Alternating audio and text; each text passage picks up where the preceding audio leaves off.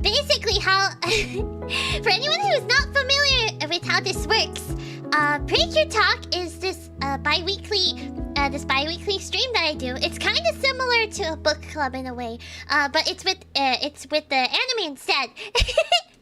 So yeah, it's basically... I basically talk about the latest 2 episodes of wonderful Precure that's currently airing, so yeah! And today, we are going to be talking about episode 31 and 32. Those are the most recent episodes, and I noticed while preparing for the stream, that both episodes, they have like strong ties to like friendship in a way, and you'll see what I mean later on. And you'll see what I mean. And also, Precure has hit a big milestone this last weekend. They've officially reached 1,000 episodes! Yeah! They've reached 1,000 episodes. Although, I will explain a bit more. They don't seem to explain to. They don't really seem to celebrate it particularly with episode 32. But I think I know the reasoning why. I think they wanted to focus more on the 1,000 broadcast, since that would have been, if there wasn't any actual delays, that would have actually been the 1,000th episode, and it makes more sense. It makes more sense, and I guess to them it might have been awkward to like to celebrate it twice, like separately. But yeah. Also, let me say hi to everybody! Before I forget, I felt bad. Like I think during my membership stream, I forgot to say hi. I'm gonna go based on the participants list. Hi Dickman, hi Godbones, hi Kevin, hi Marshall, hi Muziden, hi Ren, hi Rising Dragon Soul, hi Xavier, hi Yonachi, hi Yuri. Welcome. Want a head pat? Of course I want a head pat.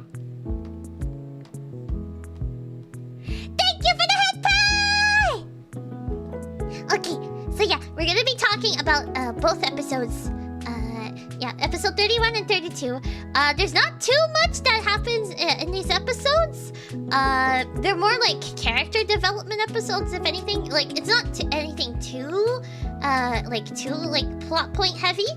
But I do recommend if you're not caught up to episode 31 and 32, I do recommend you watch them before watching this. Because yeah, we're gonna be talking about both episodes. Okay! So, this, episode 31! Episode 31 had a focus on Mayu! And I was really excited for this episode, because it's kinda, like, I relate a lot to Mayu in this episode, especially during, like, the beginning scene, since it was talking about social media and stuff. But yeah! Okay, so... Okay. So, we start off the episode seeing Yuki being a cute cat as usual. She's being a cute, silly little goofball as usual. And Mayu's mom thinks it's adorable! And yeah, and her mom is showing all the pictures she ended up taking of Yuki. And it's really too cute! Well, actually, it's both Mayu and her mom that are showing pictures that they took of Yuki. And then look at that. Look how cute that is! Isn't it adorable? Hi, Red Sticky Socks! Welcome! Okay, but yeah, look how cute Yuki is. And so, because of that, Mayu's mom has an idea, and she wants, she like has the idea of wanting to share, like to spread Yuki's cuteness to everyone in town, and to promote the shop in a way. Because in a way, she is kind of the store's mascot in town. So yeah. And actually, we saw, it's been a while since we've seen them, but we saw the old lady trio that hasn't appeared in ages. They haven't appeared in ages, and they thought Yuki was adorable, and Yuki didn't want to be around them, so she left. The mascot is pretty hot, like, yeah! Hi Joe, welcome! Yuki may be snarky as heck, but she's so cute. I know, she's adorable. Yeah, we haven't seen this trio in a while, so it was nice to see them again. So yeah, Maya's mom suggests to post pictures and videos of Yuki on Kirsta. Totally not Instagram. But yeah, that's the Precure World's version of Instagram. And Maya isn't like too sure about this, and she's not sure like if it's a good idea. But her mom says it should be fine. And so then afterwards, everyone's talking. Later on, everyone's talking at school about the idea, and Nico is curious because Nico doesn't know what social media is, and she's just sitting there in between all of them, and she's just like, what's Kirsta? Hi Jessica, welcome! Hi Slushy Kid, welcome! But yeah.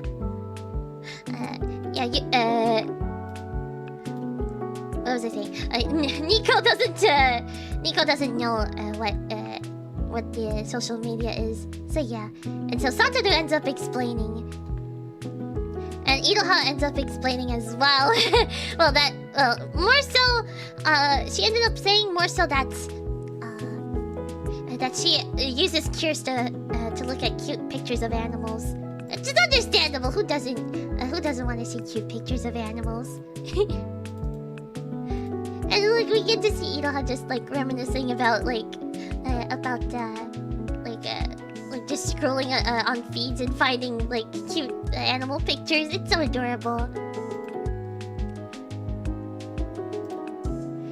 And Yuki ends up saying that she doesn't mind being on Kirsta. I almost said Instagram. I feel like I'm going to like mistakenly say Instagram at some point. But it's Kirsta. It's Kirsta, not Instagram. Instagram doesn't exist in the Precure world. But yeah. And so yeah. And Maya's like really conflicted, and like I understand her point of view. Because she's scared that that they don't perceive Yuki well, and like that like people like send hate comments or stuff like that, which is honestly so relatable. It's so nerve-wracking being a content creator. And Nico seems to understand like Yuki's worries and stuff. Not Yuki, Maya's worries. John, thank you for being a member for 3 months! Miracle Twinkle Boop! Cheers to 1,000 episodes, to the 1,000th Precure episode and a whole lot more. Yeah! And then, but yeah, Nico, yeah, I'm pretty sure, yeah, Nico, like understands her worries. But this, like, as she's talking, it ends up reminding her of, it ends up reminding Mayu of her old friend Yuma. And for those who don't know, Yuki had explained what happened between Mayu and Yuma. They were best friends, and then one day Mayu was making a present for her, like a birthday present. But when Mayu focuses on stuff, she gets super hyper focused, and she doesn't notice anyone talking. She doesn't notice like her surroundings or if anyone's talking to her. So Yuma at the time was trying to get her attention, but Maya didn't notice. So and that caused a big misunderstanding, and they haven't really confronted each other about it. And like they they basically, because of the misunderstanding, they kept their distances and they haven't really talked since, which is really sad. But yeah.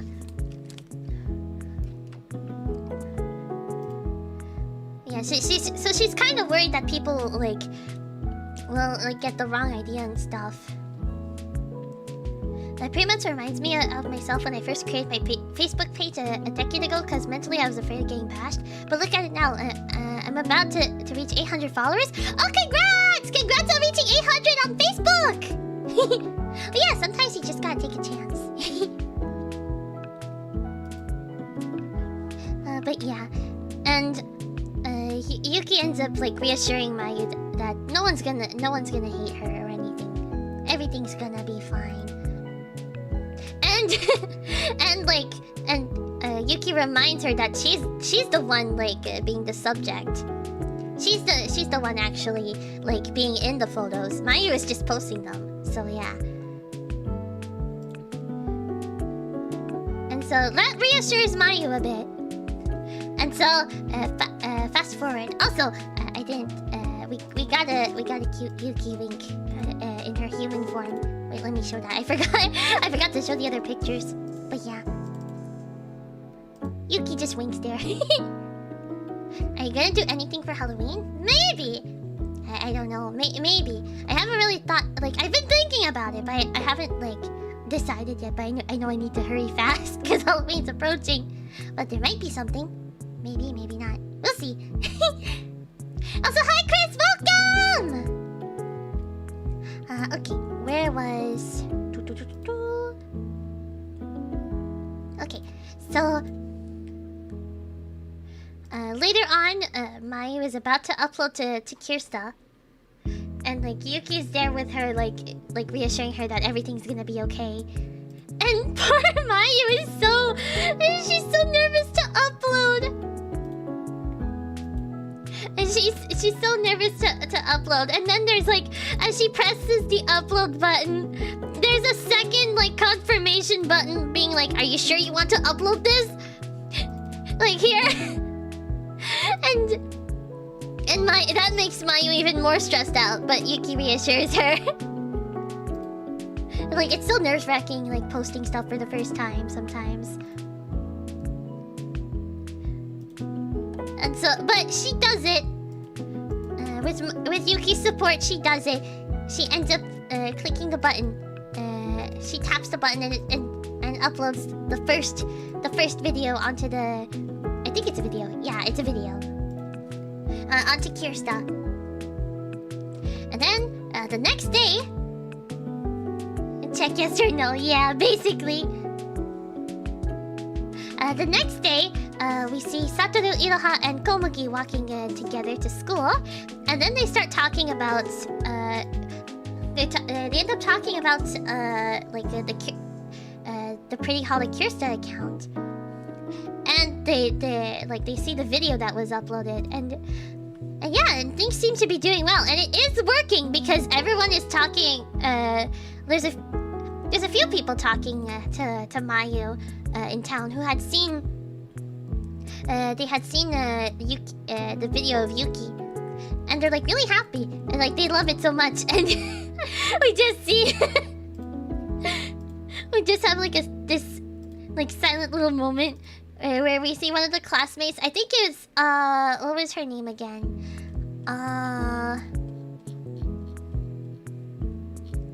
What was her name? I forgot, but the girl at the farm. Okuma! Like Okuma's talking and we just see like she's like, Yuki is so cute, and Yuki's just right there. Chat, she doesn't know. She doesn't know. Hi Chaotix, hi Dr. Medals, welcome! When I watched your one-hand clapping stream, you had an amazing singing voice. Thank you! I'm glad you liked it!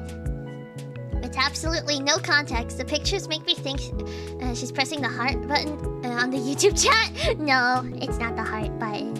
Who pressed the heart button? Who's pressing the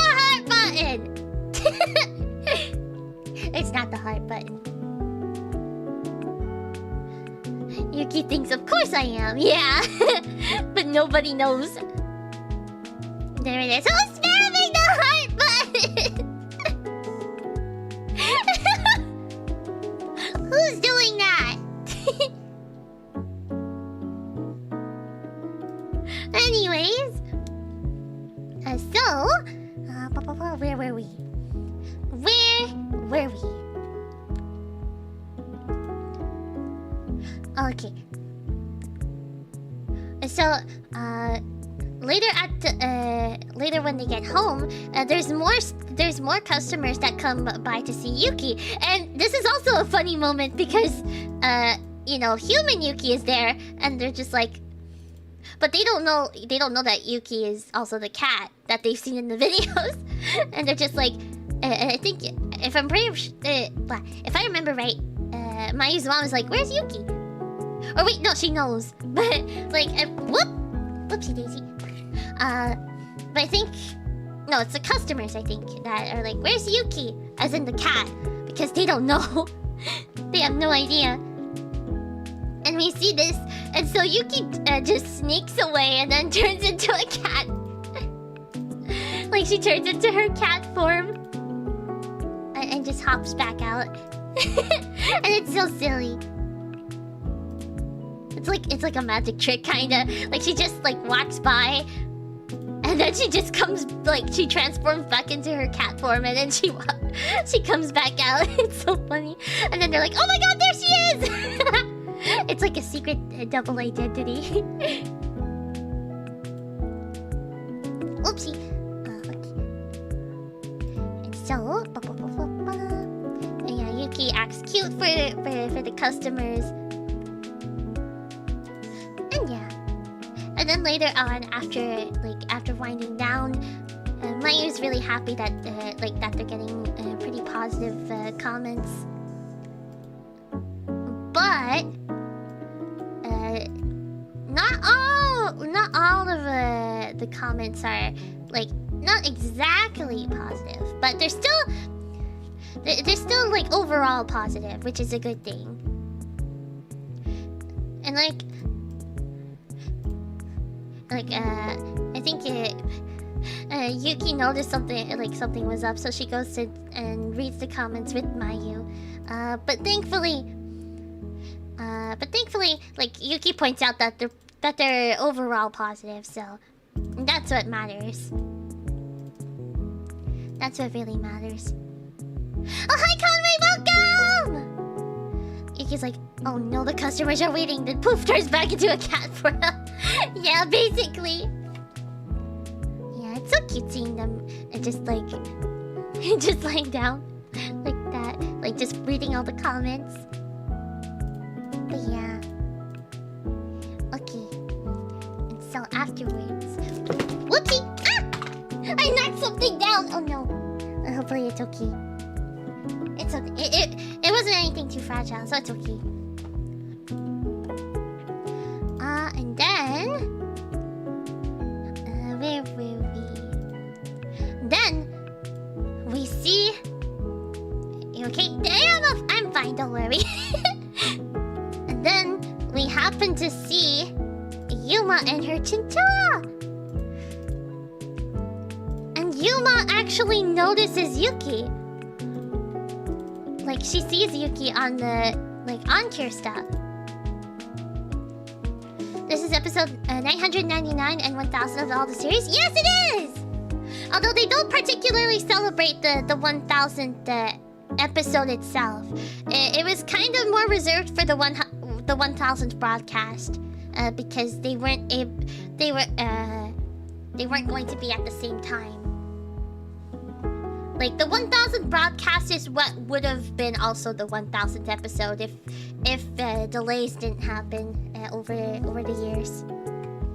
So yeah. Okay. And yeah, we see Yuma noticing Yuki. And then she notices that it's in the like the store that Yuki's in is in the next town over. And so she wants to go and see, And so yeah, who knew the power of the internet could bring people together. It really does, honestly. Like, I feel like the internet, despite a lot of things, it has really... this is kind of a little an anecdote for me. I'm sorry. But, like, the power of the internet really does have the ability to bring people together.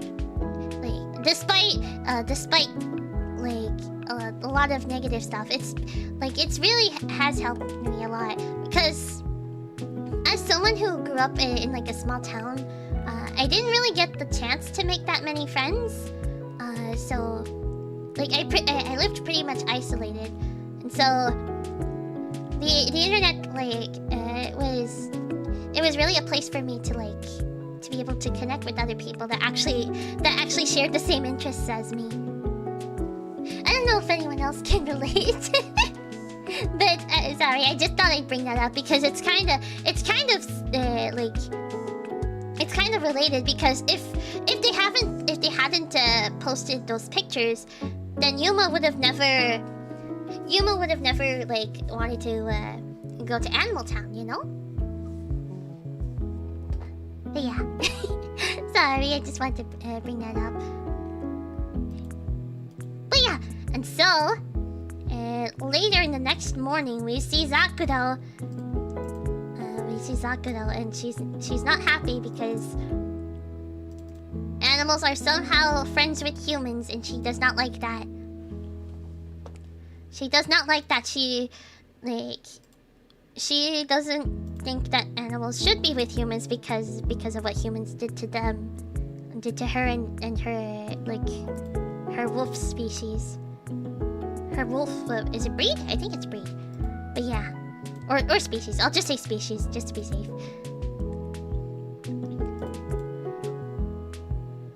And yeah, she's like determined to teach that humans are the real enemy, and that like animals should band together to take back what's theirs. And yeah.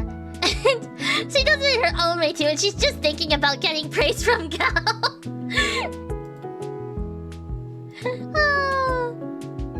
And she's hoping that, like, if she does a good enough job, that she can get a lot of praise from him. But yeah. And so the next day, Yuma is heading to Animal Town with her mom, and she has her little chinchilla with her, Kotetsu, and Kotetsu is adorable. I love chinchillas. Chinchillas are so cute. I want to pet a chinchilla in real life. I wish I could have a pet chinchilla. Like, I don't know, I've always wanted, like, because they're so adorable. Look at the little guy.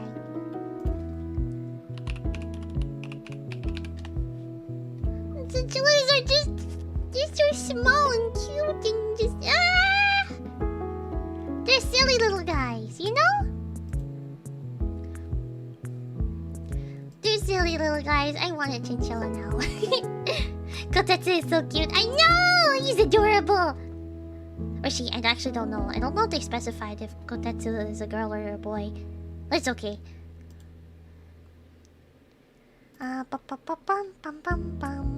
Okay.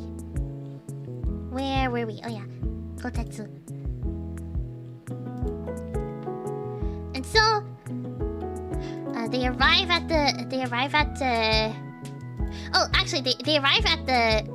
Iroha's parents' vet clinic, because apparently, like, Kotetsu needed a checkup to be done. And so yeah, and it turns out Yuma ends up bumping into Komugi, and she ends up bumping into Komugi and Iroha. And Komugi thought that Kotetsu was a rabbit. and yeah, Iroha tells her that Kotetsu is indeed not a rabbit. She's Kotetsu's a chinchilla. And yeah. And then Komugi ends up telling Yuma that she reminds her of Mayu. And that's when Yuma is like surprised to hear to hear that, even though they are similar. And then, I think it's Komugi. Komugi is just like, Maya lives with this cat called Yuki, and then she shows. I can't talk today. She shows Yuki to Yuma, and then Yuma is just like in pure shock because she didn't expect that it was her old friend's cat, you know? And so they decide to head over afterwards.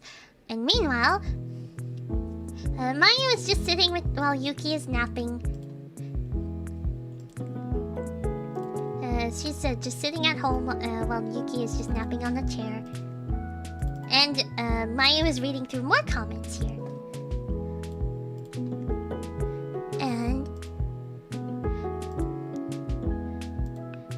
And then she ends up... oh yeah! I think... let me just see here. I think they mentioned something about Yuma herself. And that's when... oh yeah, they're talking... yeah, I think they were talking about like getting back in contact with Yuma. So like Maya was like asking Yuki what she should do. And meanwhile, Yuma is in the car with her mom. Oh, hi, Robbie! Welcome! Yeah, Yuma's in the car with her mom. And her mom asks her if she wants to walk by a Pretty Holic. And they do. They do stop by. And Yuma is a little bit nervous now. And Yuki is just writing a letter to Yuma, which, I mean, I guess it's a bit more heartfelt, you know, because it's been a long time, and maybe I think Mayu might have felt that writing a letter to her would feel more personal than sending a text, like finding her online and sending a text message. They don't live too far, I think, since they're just in the next town over, so yeah. And so Yuma is approaching, but then history repeats itself. Yuma approaches and she notices Mayu, and she's a little bit nervous to talk to her at first. So she tries calling out Mayu's name, but Mayu doesn't answer because she's too focused on writing the letter. That's dedicated to Yuma. Oh no, she wasn't. I made a mistake. I thought she was writing a letter. It's been like over a week since I saw the episode. I'm sorry. She wasn't writing a letter. She was trying to write down ideas. That's what she was doing. My bad. Yeah, she's writing down ideas on how she could reach out. She could reach out to Yuma, but she doesn't realize Yuma's right there. And it's so sad to see. Because she's focused once again, and Yuma doesn't notice or hear her. Maya doesn't notice or hear Yuma. And Yuma's sad. And that's when... Yuki tries to step... Yuki tries to step in. But Mayu's still very focused. And then Yuki has no choice but to shout out that Yuma was just there. And that puts Mayu in a state of shock because she really didn't expect it. She didn't think that the one moment she was focused, that Yuma would be right in front of her. And poor Mayu looked like she's so stunned. And she's you can tell. You can tell that she's you can tell that she's not happy. She's very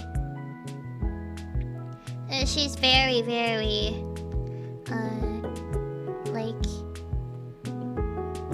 don't even know how to describe it. Like, she's shocked. She's like, you know that feeling when you're just frozen after like when you realize you like did something very bad again, and like your past comes to haunt you.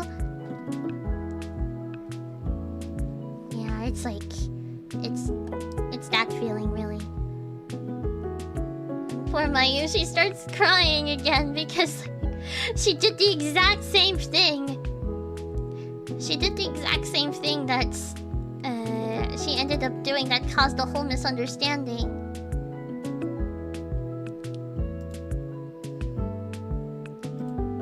Yeah.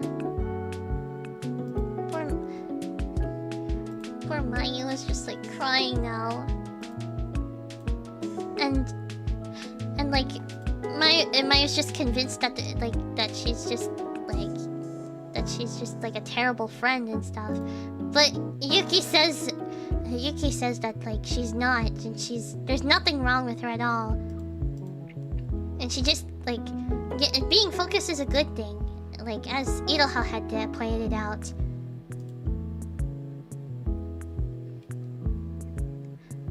I reacted like, oh no, on that scene and shocked for a few seconds before my mood went sad. I know, it's such a sad scene. Also, I don't know if you missed it, but I did say hi, Robbie. Welcome! She feels like they'll never reconcile. I know, it's like out of all the times, now was the time that she was she was too focused to notice. Like, of all the times that Yuma could have appeared again. And so... hyper-focused, yeah. Yuki tells Mayu to go after Yuma. And so, after calming down, Mayu decides to go after her. And poor Yuma, she's just so sad after seeing Mayu ignore her again, even after all this time. It's just so sad. And she ends up telling Kotetsu that she's the only one that she needs. And it's so sad. And then we get a little wolf jump scare because Zakudo's here. Zakudo just happens to just jump onto the car, and she turns into her human form and freaks out both Yuma's mom and Yuma herself. And then suddenly, Zakudo takes Kotetsu from Yuma's hands. Surprise attack, yeah. And then.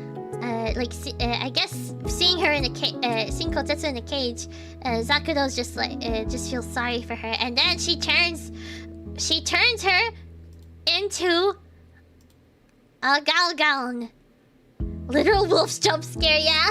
And we actually get to see for the first time Zakudo's version of her summoning a Galgown. We see her version, and it's like this. It's really pretty. But yeah. And also, with this, we learned that Kotetsu actually is the first non-Nico Garden animal. It's the first real animal from the real world to be turned into a Galgown, which is a lot different. I really do wonder if they're saving the Galgons to be mostly animals from the human world, given how there's a bit of a focus now on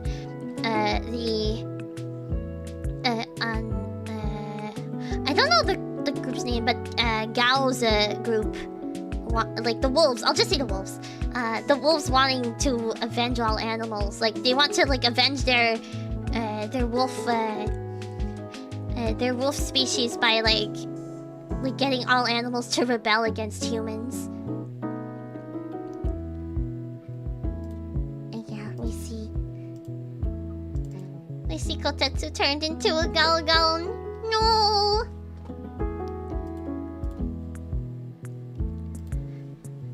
And like upon seeing this, Yuma is just like so scared, and like she's trying to reach out to Kotetsu, but like obviously Kotetsu's under Zakudo's spell. And then Yuki senses the Galgon, and so and she tells Mayu about this, and so they both agree that once they deal with the Galgon, then they'll take care of they'll search for Yuma. But little did they know, who they'd be seeing there.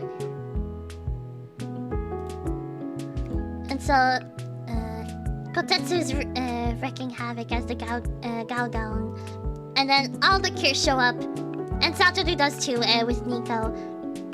And so they all transform. Oh, hi Jake, welcome! Yeah, they all end up transforming. And Zakudo ends up just saying to the Cures... She ends up saying to the Cures that, like, humans are the actual enemy and not them. But yeah. It's really like honestly this season the villains are very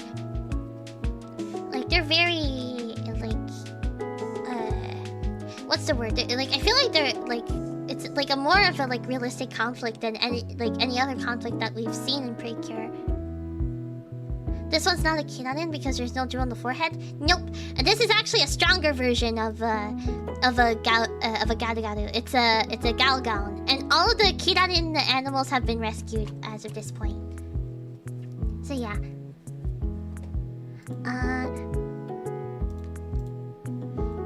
And so where was I? Oh yeah, Nico points out that what I mentioned earlier, that the Galgon is in fact not a Nico animal. It's not an animal from the Nico Garden this time around. It's an actual like real world animal. And so the Cures try and face off against the Galgon, and then Lillian, aka Mayu, realizes that that's no ordinary chinchilla. It's Kotetsu turned into a Galgon, because she sees that Yuma is like running closer, like trying to convince Kotetsu that everything, like, to come back to her senses. It's so bittersweet. And so they're trying to like to find a way to calm down the Garu. But then, like, as Yuma and her mother are in harm's way, Friendly and Wonderful end up rescuing them. But they fainted in the process. Never get too close to a dangerous animal. No. It's been a while since I haven't seen you. Yeah, it has been a while actually. But where were we? Okay. Oh yeah, and Satoru is told to watch over Yuma and her mother. Hi Bungalow, welcome! Yeah, and Satoru's in charge of watching over Yuma and her mother. Hi Neffy, welcome! Oh, you can just call me Plum, by the way.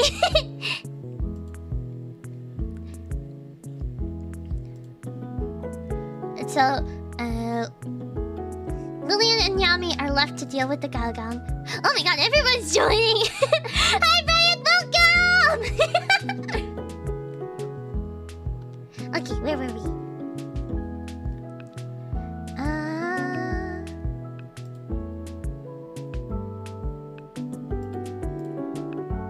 Okay. Oh yeah, then Nyami ends up just going towards Sakura and tries to attack her actually. But she ends up like she's going to confront her at least. And yeah, like in the meantime,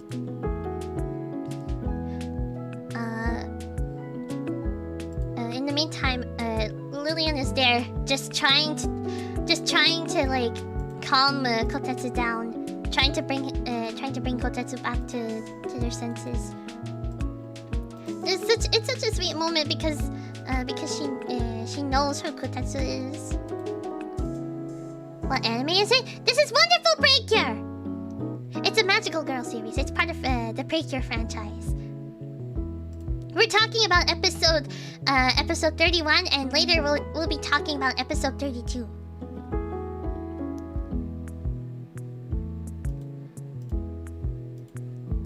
And so Lillian tells Kotetsu that it's gonna be okay, and she says not to be scared. That she's going to rescue him. Yeah. And then she's reminded of all of those times with Yuma, and how both Mayu and Yuma were similar. And so she must have thought during that misunderstanding, when Yuki was during the misunderstanding, Yuki was there for Mayu. Like we see that like after the misunderstanding happened. I missed the whole episode. Oh no, we're talking about we're in the middle of episode 31 right now. We'll be talking about episode 32 in a bit, so don't worry. But yeah, Yuki was there for Mayu, and so she must have thought that Kotetsu was there for Yuma during that time too. It's so sweet. It's so sweet to see. Because they really did care for each other and their pets. So it's only natural. It's only natural that they would be have their pets comfort them. I haven't watched episode 32 yet. Uh-oh. Well, if you want to avoid spoilers, you might wanna wait before once we get there. But yeah. And so Lillian ends up approaching Kotetsu. But Kotetsu's still under the Galagaon spell and pushes Lillian away. But Lillian's determined. She's gonna save Kotetsu. She wants to. And so she focuses, she creates her signature move, the Lillian net. For those who don't know, it's a very pretty thing. It's basically this net. This net here that looks it looks like a little crochet thing, that's woven together. So she creates it, but then Sakura doubts that the net is strong enough to keep the Garu in one spot, and Sakura is right. The Garu ends up breaking free.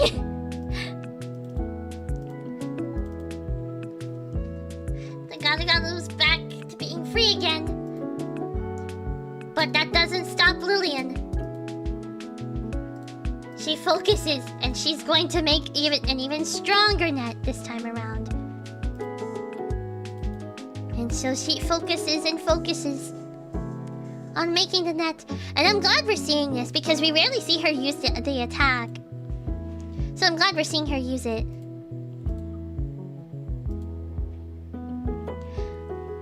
I feel so sorry for both Mayu and Yuma, but also I like how they cope themselves with their pets during their misunderstanding.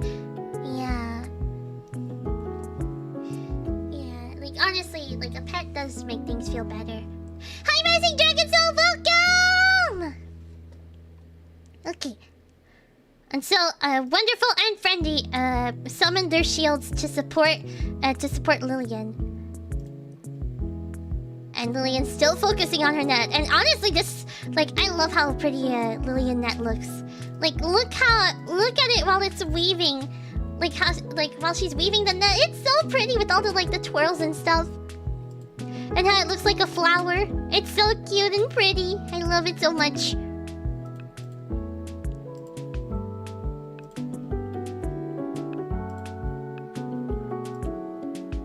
And Zakudo's convinced that if the other net didn't work, this one surely won't.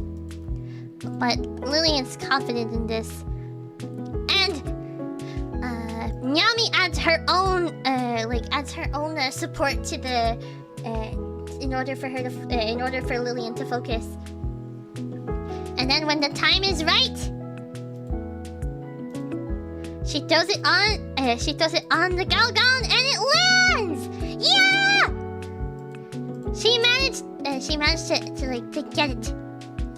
And so now with the Garu unable to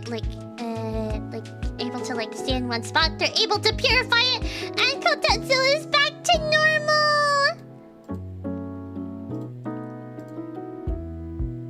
Kotetsu is once again back to normal, to being a cute little chinchilla. Look! He's so happy. The enhanced Lillian net reminds me of one of Prism's Prism Shine, because it takes a lot of focus to push the monster's attack back to it. Yeah, that's true. Hi, Toka Pink, welcome! But yeah. Okay. And everything is restored back to normal, and then Zakuro is upset because now she's not going to be praised by Gal. She's only gonna be, like, scolded by him because she didn't, like, actually do anything. Like, she didn't accomplish anything. But then they notice, like, once Zakudo's gone, they notice that Kotetsu's a bit weak. And Nico, being the cute unicorn she is, and the almighty powerful Nico, she uses her abilities to heal Kotetsu. And so we learned that, like, she has the ability to, like, she has healing properties, so she's able to, like, heal Kotetsu back to normal. And Kotetsu's back. And also, like, I love this shot. It's so cute. It's so adorable. I love it so much. And so Yuma ends up waking up from her coma, and she ends up, well, not her coma, but she wakes up from being fainted, and so does her mom. And they run back, and Lillian gives her back Kotetsu. But little does she know, she doesn't even know that the one giving her back Kotetsu, the one who saved Kotetsu in the first place, is actually Mayu. Because they're still in their cure forms right now. And Yuma's so happy. And then, as they're about to thank the cures for saving them, for saving Kotetsu, they're gone. They're gone like the wind. And so, yeah, Yuma will never know. Yuma will never really know who actually saved Kotetsu. But anyways, they end up going to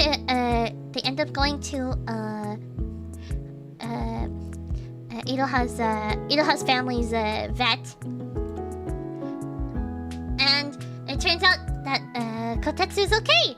And then Mayu happens to be there too. And she approaches Yuma, and Yuma's kind of speechless because she didn't expect Mayu to be here. And then Mayu ends up apologizing after for everything that has happened. And we see like everyone else is just peeking in. And it's so cute to see because they're like silently supporting her, hoping that everything goes well. Look how cute they all look. Especially Nico. Look how silly Nico looks on top of Ila's head. It's so cute. My grandma used to have a chinchilla. Oh, that's so cute. That's so cute. I hope one day I can get to pet a chinchilla. Chinchillas are so cute and small. But yeah, and so where was I?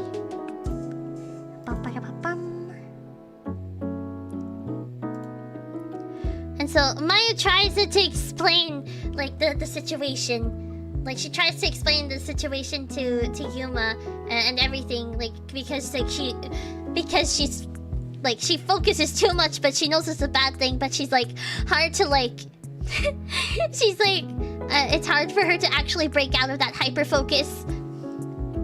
And like she's trying to awkwardly explain it. Even though like but yeah. And then surprisingly enough, Yuma ends up apologizing to Mayu as well because she should have tried approaching, like she should have talked to her about it afterwards, but she never did. She just like she was too shy to confront it because she just thought that Mayu was ignoring her. So then and henceforth the whole misunderstanding. So it's cute seeing how they had like similar reactions to like to basically like explaining themselves. It's so cute. They really are similar. What's a chinchilla? It's a silly little it's a little rodent. Like for example, okay, this is an animated chinchilla here from the episode. This is Kotetsu. Kotetsu is a chinchilla. A real life chinchilla. I have it. I have an image here. Actual chinchillas are really cute.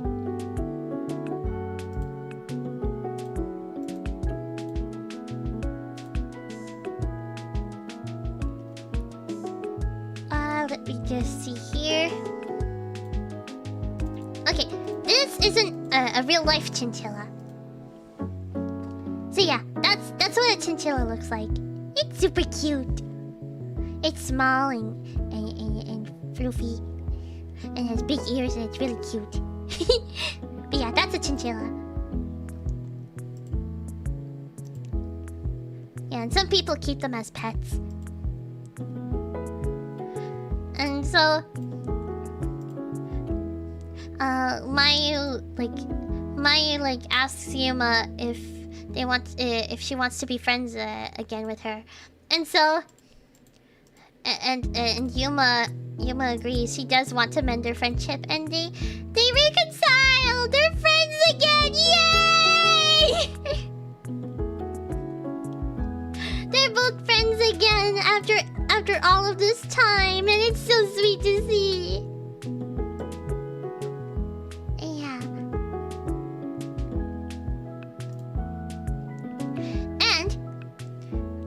And then as I forgot this all happened like technically like in the story. This happened like a year ago. It was only recently because they moved to Animal Town. Like Maya moved to Animal Town like only at this like recently, earlier in the year. My old school had chinchillas. They had the floofiest fur. Lucky! I remember my primary school had like in the 6th grade class they had a pet bunny, and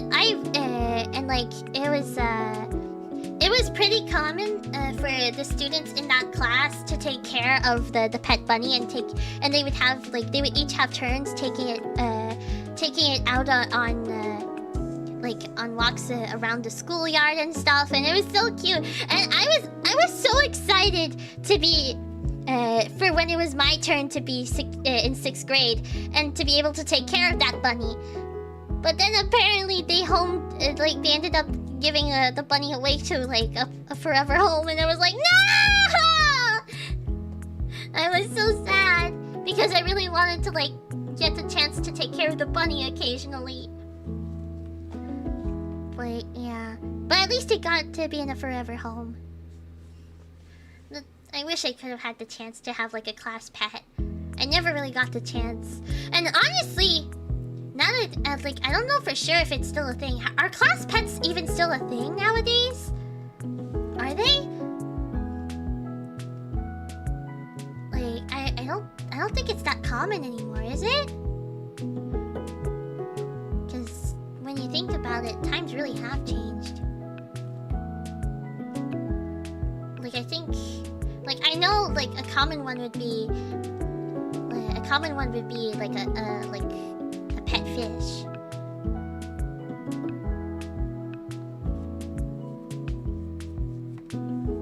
Probably in elementary, but not as common. Yeah, that's a shame. It's honestly a shame that like that they don't like have like many class pets, because it does like at least in elementary schools, because it does teach the children about like, you know, responsibility about taking care of a pet, you know. So I was in 7th grade and I saw 2 dogs. One was a German Shepherd and the other one I don't know. Oh, that's cool. Even though I created Instagram 9 years ago to start the anime content in 2018, then the VTuber content, and I'm almost at 2,000 followers. Congrats! But yeah, there's a lot of things I kind of wish that they would bring back. I feel like a lot has changed since then. I know like some things are for the best that it's changed, but I don't know. Like sometimes I just think back. You know when you think back to when you were little and when like how times were like when you were little. I miss that. Things are so different now, but it's okay. Some of it's for the best though, but sometimes I wish some things like could still be allowed. But anyways, going back to Yuma and Mayu. Yeah, they ended up rekindling their friendship, and Mayu actually gave Yuma the thing that she was working on for her birthday, and it was this cute little, like she ended up I think it's like she embroidered this little kotetsu onto like a little handkerchief, and it's so cute. And Yuma's so happy about the gift, even though it's a belated birthday present. And everyone's happy again.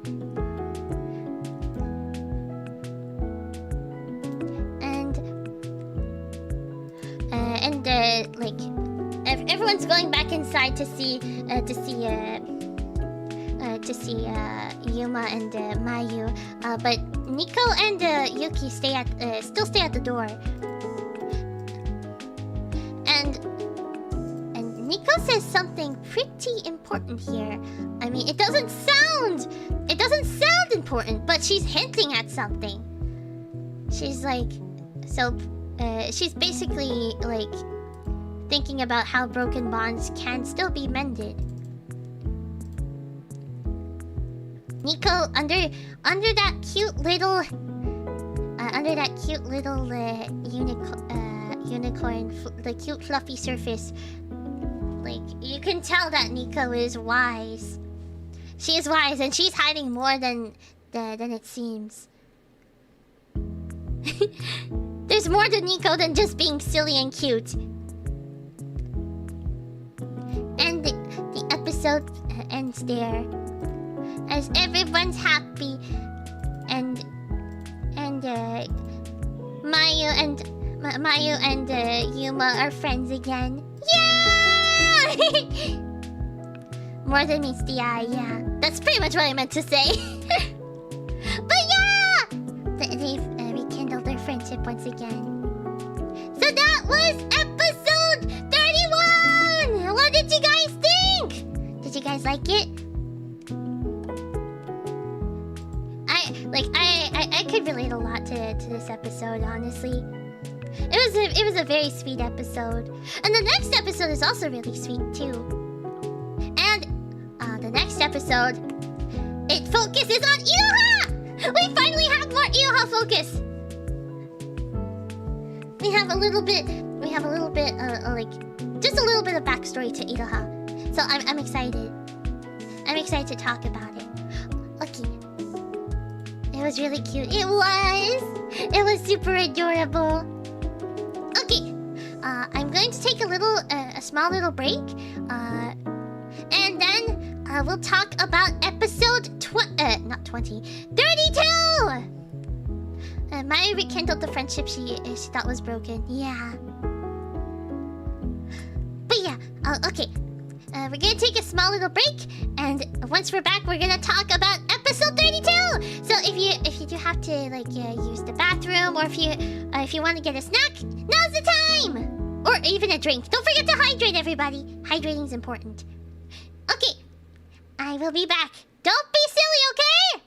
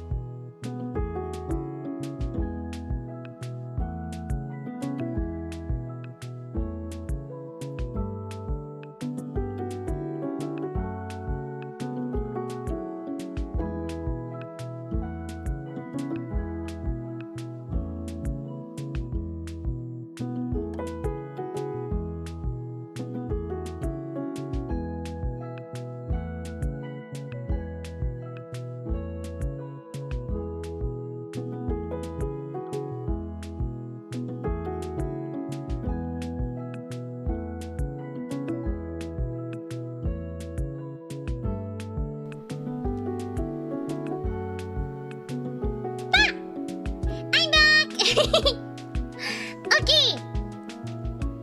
So, we're gonna be talking now about episode 32. Okay. So let me just get episode 32 here. Okay. So this episode, it has a focus on Iroha and with the time where she went to a petting zoo. So yeah, okay, and we literally start off with that very flashback. Iroha is she's actually like dreaming about like the time where she had went to the petting zoo and where she had met a very special animal that we'll see later on. Hi, KB Slayer, welcome! The 1000th episode of Precure. Yeah! It is! Even though it wasn't exactly meant to be. It's not really celebrated in this episode.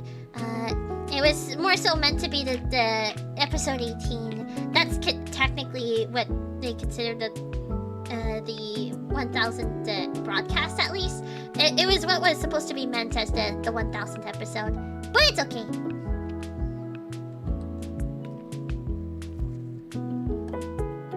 Little Iroha was so cute. I know, it was so cute. And yeah, we see her here with her parents when she's little, and she's about to meet a very special animal for the first time. And we see little baby Iroha. She's so adorable. Look at her. Like, she's so scared, and it's interesting seeing Iroha scared of this particular animal. Although it is understandable. We don't know what the animal is yet in the episode, but we'll know in due time. We will know in due time what it is. Well, actually, we see right away. We kind of see right away what it is. We get a hint as to what it is. It turns out it was an elephant. And honestly, it's understandable that a small child would be scared of an elephant at first because you're so big, you know? What will happen next? We don't know just yet. And Iroha was scared, and then she wakes up from her dream with Komugi on her face. Because of course, the elephant is far too close. Don't worry, it's a friendly elephant. It's at a petting zoo too. We just see Iroha waking up with Komugi on her face. It's adorable. Iroha can never be scared of animals. No, she can't. And she wants to be friends with all of them, so even when they're a little bit scary, she'll be brave enough to like want to befriend them actually. What a wonderful way to wake up in the morning. Yeah. Hi David, welcome. And so and Nico also comes out of the Diamond Ribbon Castle, since apparently that's where Nico just like sleeps, I guess. And so they say good morning to each other, and then Iroha realizes that she's never taken Komugi to the petting zoo, and Komugi is just a little bit confused because she doesn't know what Iroha's talking about at all. And yeah, and like the petting zoo is a very important place for Iroha, and we'll see why in a moment. And so they wake up, and so it's pretty much decided that Iroha is going to be taking both Nico and Komugi to the petting zoo. So yeah! And so later on, everyone gets there, and she even she invited Mayu and Satoru and Yuki to come along too. And we see everyone right here. We see everybody right here at the front of. They're all at the front of the petting zoo, and yeah, and Komugi Komugi is super duper excited for this. And of course, Yuki is just as aloof as always. She doesn't really care. She's just there because Mayu wanted to go. And Nico is also there too, and she's just like peeking out of the bag every now and then. Like out of Iroha's bag. Which is also very cute. Look at her. Look, she's just peeking out. And Iroha ends up asking Satoru if he visits the petting zoo often. And Satoru actually goes there yearly. Or if not even more. Because he actually has an annual pass for it. Well, of course, they're both very passionate about animals, so it's understandable that he would have a pass. Of course, the glasses bunny boy brings his lifetime membership card proving how rich he is. We don't know how rich he is. I mean, like, he just, like, it's worth it for him because he loves going to the petting zoo, and like he loves animals just as much as Iroha. So it's understandable. And Komugi is super excited, and Yuki is just not excited at all. Like, she really just doesn't want to be here. No Daifuku, I know, no Daifuku, unfortunately. Well, hopefully we'll get to see Daifuku again. There were bunnies, but no Daifuku, yeah. And you can see the difference between how excited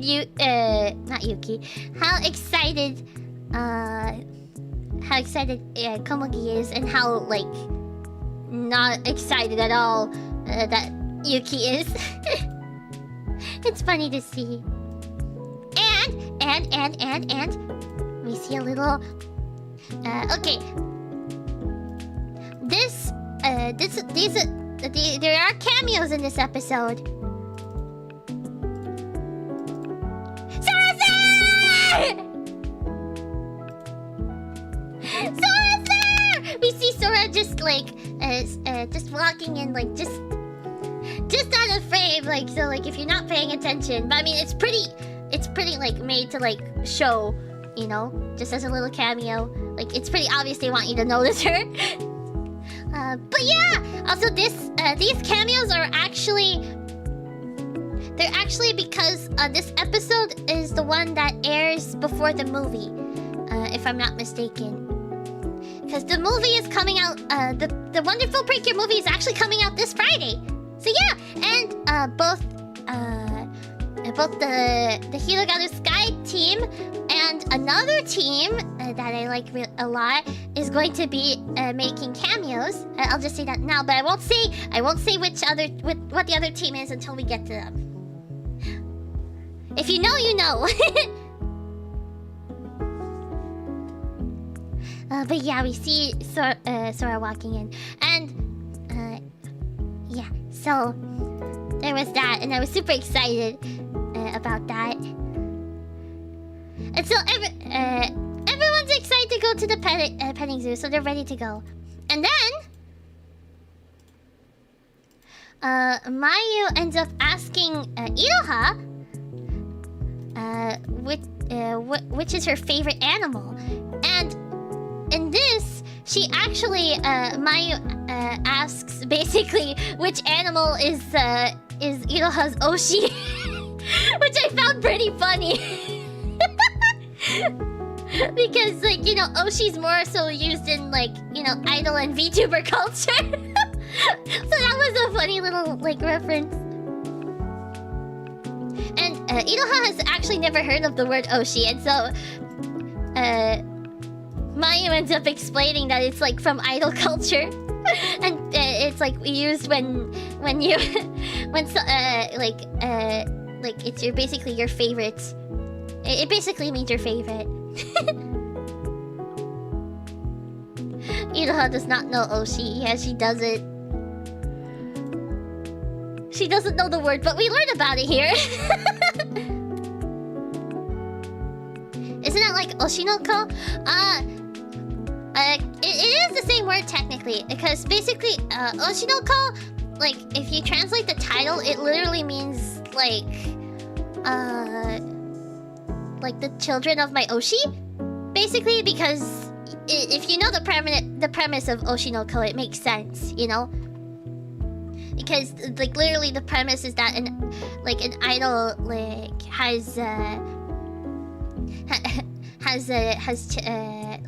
secretly has children. Yeah, I'm not gonna say more than that, but that's basically the premise of it. Like a very broad premise. I'm not gonna say more if you haven't seen Oshinoko. But yeah, son of my favorite, yeah, or children of my favorite, my Oshi's kid, yeah, basically. Basically my Oshi's kid, yeah. Or like, or more, or you could also say like my child, no, my idol's child, my idol's child. There, that's another way you could say it. Those poses are like the ones in the Dancing Star Precure stage play. I have not seen the Dancing Star Precure stage play, so I wouldn't know. Wait a minute!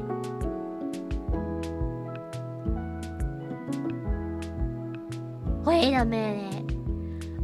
Is this supposed to be a reference to Dancing Star Precure and I never noticed?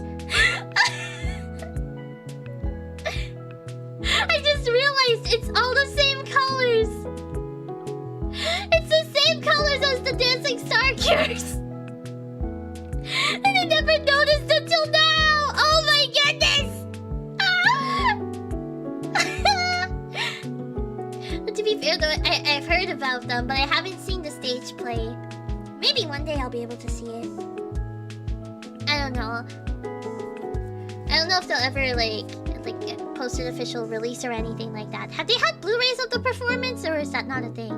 I don't know. How did I not know this? Oh my goodness. Wait, is it the exact same poses? I need to know. Wait, hold on. I'm gonna investigate here. I'm like so curious now. I never realized this until now.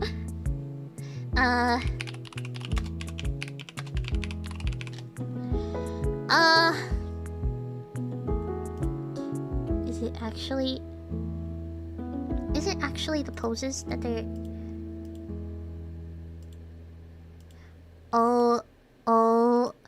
Oh my goodness, it is. It literally is! Ah! How did I not even notice that? Oh my goodness. Excuse me. For those... wait, let me just double check. I'm pretty sure... Yeah, the poses are based on the stage visual. Literally. Okay, for those who don't know, Dancing Star Precure is basically this like it's kind of a spin-off, not really. I don't know. It doesn't have its own dedicated season, but it's basically a stage play with its own Precure team, and this team is all guys. So yeah, it's all guys.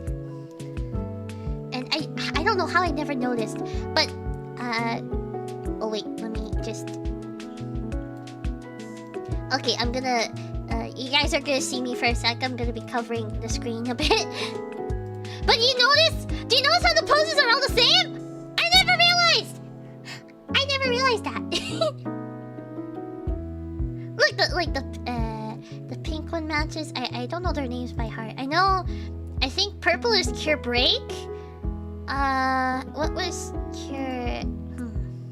I'm not familiar with their names again. I forgot. Let me see.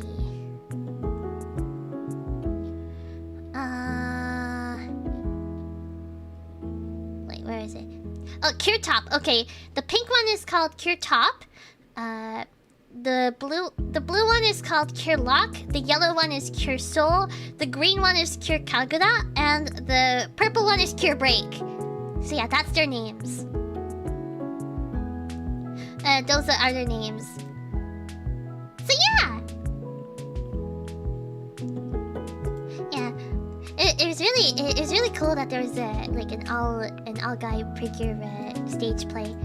I wonder if they're gonna get their own like anime adaptation at some point. Who knows? I think there was supposed to be a sequel stage play. I don't know if it happened yet already. Oh, wait, let me look at the wiki. Oh yeah. Okay, there is gonna be a sequel stage show in 2025. So yeah, they're coming back. Maybe hopefully one day we'll see more in them. Like we'll see more of them. I meant to say. Yeah, it's really cool.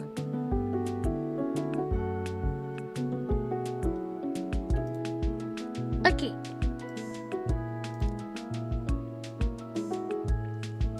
Okay, but yeah.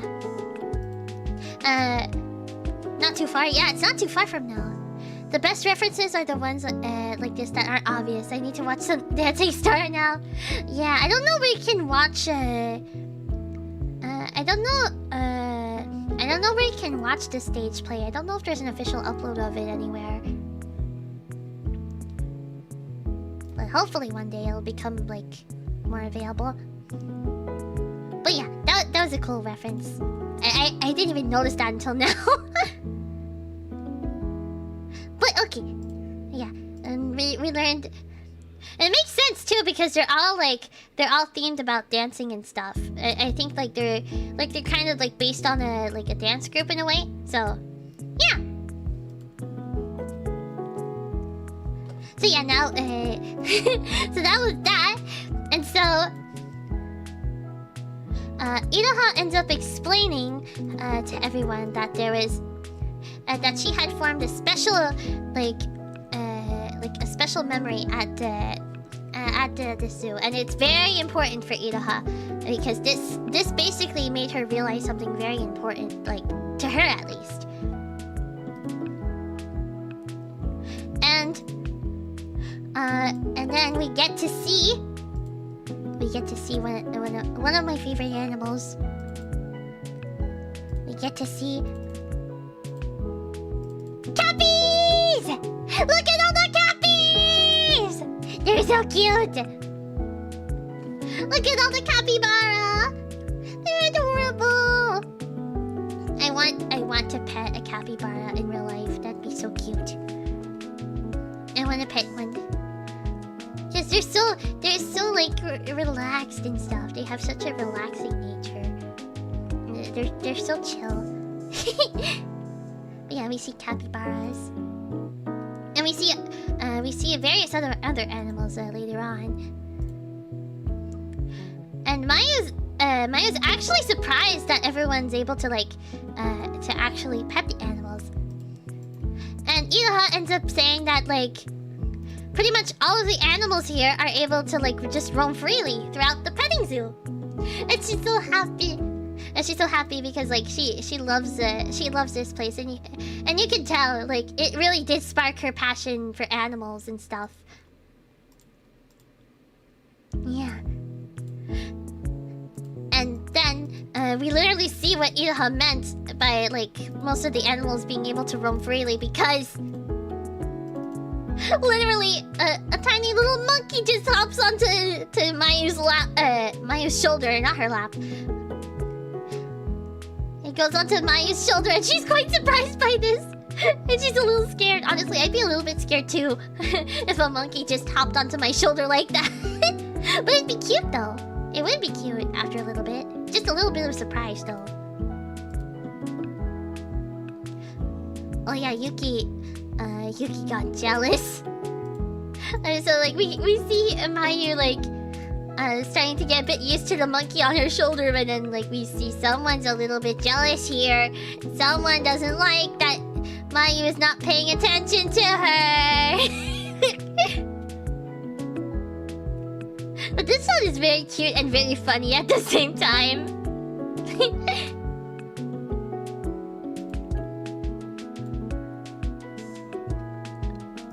And then we move on to see other animals. There's pigs, and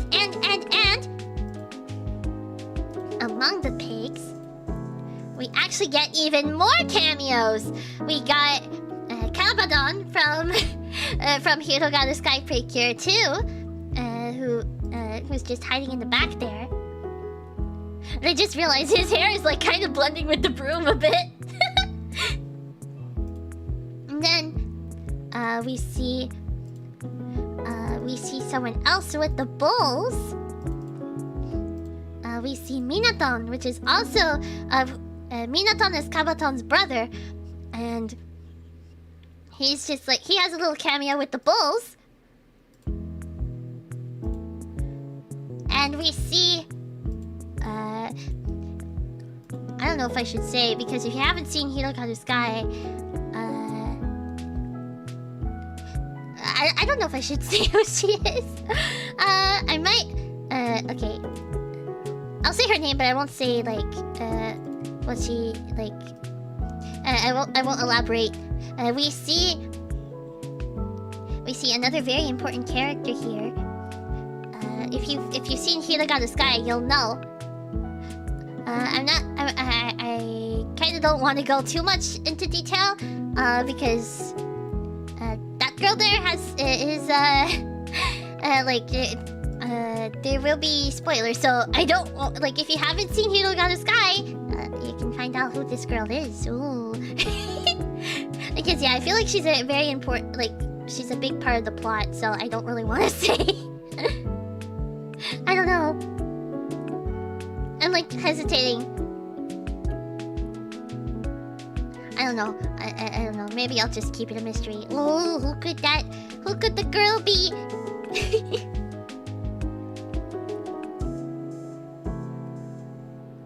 I know who she is. I don't know if I want to say her name out loud just because of like spoiler stuff.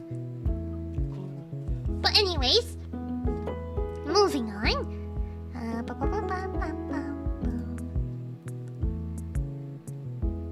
Anyways, so everyone's walking around in the petting zoo, and it's really cute. Like you can see they're all having fun. They're all enjoying their time at the petting zoo. It's so cute. And then we notice that there's kangaroos that are crossing by, and like a staff member ends up warning them about that. And we see the kangaroos just hopping by, and the kangaroos are like you don't want to get in the kangaroo's way. Hi, Shiny Pikachu, welcome! Yeah, you don't want to get in the kangaroo's way because if they kick you, it hurts.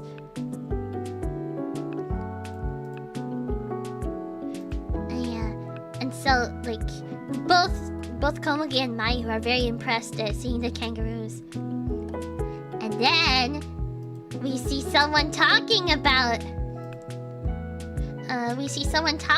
the kangaroos, and it's a very familiar voice and face, or hairstyle, I should say, at least.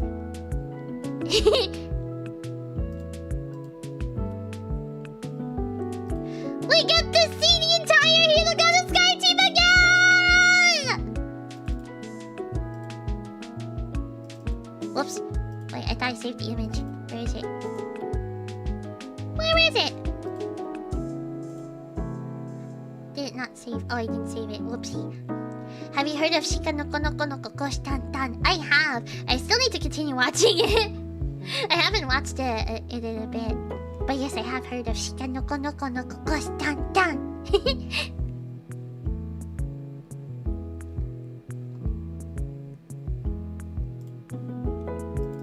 But yeah, as I was saying, look, they're all here again! I was so happy to see them all here. And yeah, they're just like, they're exploring the zoo themselves as well. And it's so cute to see. It's so cute to see, like, them all together again.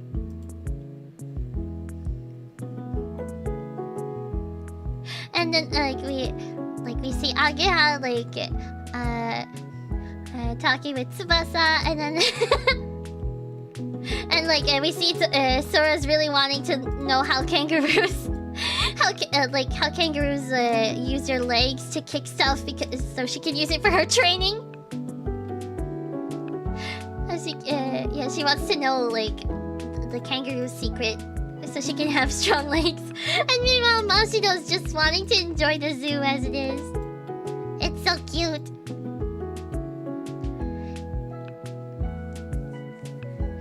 The Hirogaru Sky Gang are in this episode. Yay! Yeah, they are! They are! And I miss them so much. I love the Hirogaru Sky team. Hirogaru Sky does have its ups and downs, but I still enjoyed it a lot as a season. I love them so much. I miss them, honestly.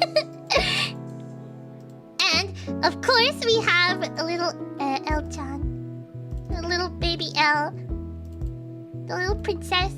She's so cute. Look at her. And yeah, and then we actually see a shot of the Hirogaru Sky team and like this specific shot is actually taken from the Thanksgiving art that was like the Thanksgiving promotion thing. It's not the same, like it's not exactly the same kind of Thanksgiving that we have in Canada and the US. I don't know how it works really, but yeah, and like the wonderful team notices them from afar and thinks, wow, they have such a strong bond with each other. Hi Dennis, welcome! Yeah, I miss Hirogaru Sky. It was nice to see them back again. Anyways, back to wonderful Precure. There's a little deer that happens to notice Nico in the bag, and Nico just like pops out to say hello to the deer, and it's so cute. Like, look at her, she's so cute coming out of the bag. And the deer is just looking at her, and Nico's just smiling. And then the parrot out of nowhere just says hello. Because I think Nico just said hello, and like the parrot heard that. That was this really cute moment. And then we end up having a moment where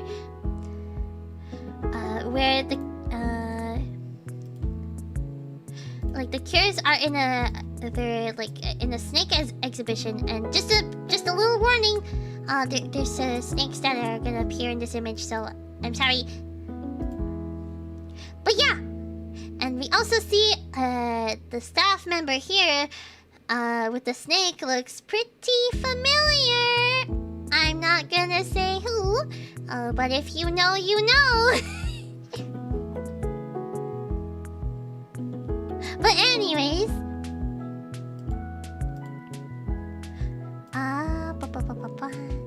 do you like elk or deer? I'm more familiar with deer, if anything, so probably deer. And meanwhile, Yuki is just outside because she's outside with Nico because, as we all know, Yuki is terrified of snakes. Hi, Brock, welcome! A python, yeah. And so she's talking. She's talking with Nico, and Nico like ends up asking her if she likes the if she just doesn't like the zoo, and Yuki just says it's not that she doesn't like them, she just isn't interested in them.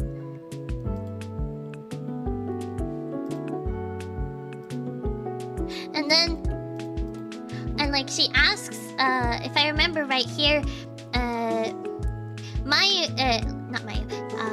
Nico ends up asking Yuki about how she met Mayu, and Yuki doesn't really want to say. Like, she doesn't like want to like really like tell. Like, for some reason she doesn't seem to trust. She doesn't seem to trust Nico fully to dive into her personal story. And so she's like, well, why are you here? And and Nico is just like, I just came to Animal Town to make everyone smile. But obviously there's more to Nico than just that. And Yuki is kind of catching on that there's something more. It's not just like, sure, she might be there for smiles, but there's definitely something more. Like, Nico is not just a cute little unicorn. Like, obviously she is an all-powerful being, but we just don't know, like, we haven't seen her true form yet. She likely has an actual, like, true human form. Or if it's not a human form, it's like a full-fledged unicorn form. We don't know for sure which it is. But yeah. Hi Joshua, welcome! And then we see some more animals, and we actually see Elle in her grown-up form, like in her aged up form, like her teen form, technically. She's in her teen form, and it's so nice to see her in her teen form and like her with casual clothes. It's so nice to see. I wish we could have got to see it more often. But yeah, it was a nice moment there. And then back to the wonderful cures. They're with bunnies. You know what? Because they're with bunnies, I'm gonna become bunny. T-Nell is as pretty as ever. Yeah, I really like T-Nell's design. It's a shame they didn't use it as much. But yeah, bunny. So, yeah, they're at the bunny exhibit, and they're petting the bunnies. And Satoru ends up like explaining like the differences between all the bunnies, and also with Daifuku too. And like Satoru is just going off about talking about rabbits, and then he notices there's a little boy who's like looking at a rabbit and is like scared to go pet it, and Satoru like just comes up to the little boy and just like asks him if like he's scared to pet the rabbit, and the little boy says that he is. And like he tells the boy that the rabbit is probably just as scared as he is. And it's a really cute moment. And then he teaches the boy how to pet the rabbit. And so and the little boy ends up managing to pet the rabbit afterwards. And it's so cute. The little bunny. The little bunny. He's petting him now. It was such a sweet little moment. And then everyone's enjoying all of the animals, and Yuki's again sitting by herself. She's just sitting by herself, not enjoying anything. And there's a little bunny that just approaches her, and she just like upon the rabbit trying to get her attention, she's just like, okay, fine, I'll pet you. She's probably enjoying it a little bit. She just doesn't want to show it that much, I guess. So, afterwards, we make it over to another section of the zoo. And this one is a very important section for Iroha especially. Because this is more... like, I don't know what the proper term for this is. For this kind of like environment, but I'm just gonna say safari because it has a lot of like safari animals, like animals that you would see on a safari. So I'm just gonna use the term safari because I don't really know, unless someone else knows what to call this kind of zone. I can't think of any other words. I'm sorry. But yeah, we get to the safari zone of the petting zoo, and we see all sorts of like animals such as like zebras, giraffes, and elephants, gazelles. I'd call it a safari too. Okay, I wasn't too sure. Because safari seems like the best word to describe it. Like, to describe this kind of group of animals. I don't know. Let me see. Oh, apparently they're not gazelles. I was wrong. They're gnus? I don't know if I'm saying that right, but it's like GNUS. That's apparently what this is. I thought it was a gazelle, but I guess not. It's not. It's a gnu. A gnu? This guy right here. And there's giraffes and all sorts of animals. And then we come across Iroha's favorite animal. And it's none other than an elephant! As we kind of saw earlier. Like, it was hinted at earlier. But yeah, and this elephant in particular is called Sakura. And she's like, she's seen as like an animal that everyone in the, that every other animal in the zoo looks up to. And Sakura has apparently been around since when Iroha's parents were children, which is crazy to think about.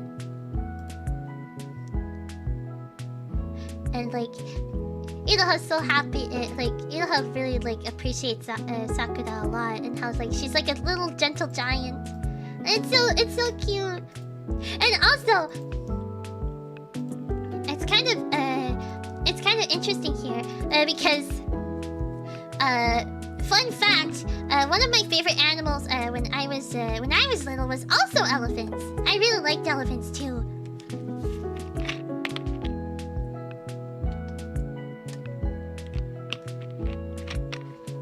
They were one of my favorite animals.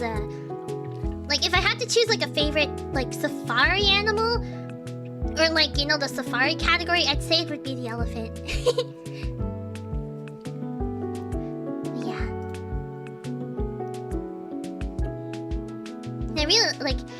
I really liked elephants a lot as a kid.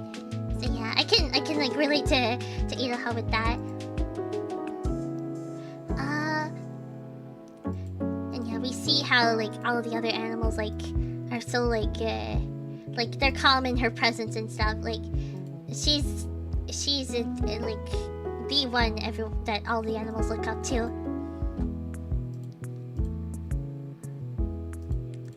And yeah, and so Iroha calls out to Sakura, and Sakura actually comes to her, and she recognizes her. And it's so cute, and we see her feeding. Like Iroha feeding Sakura, and it's so cute! Look at that! Sakura has a gentle approach to everyone, human or animal. Yeah. She does have a gentle approach.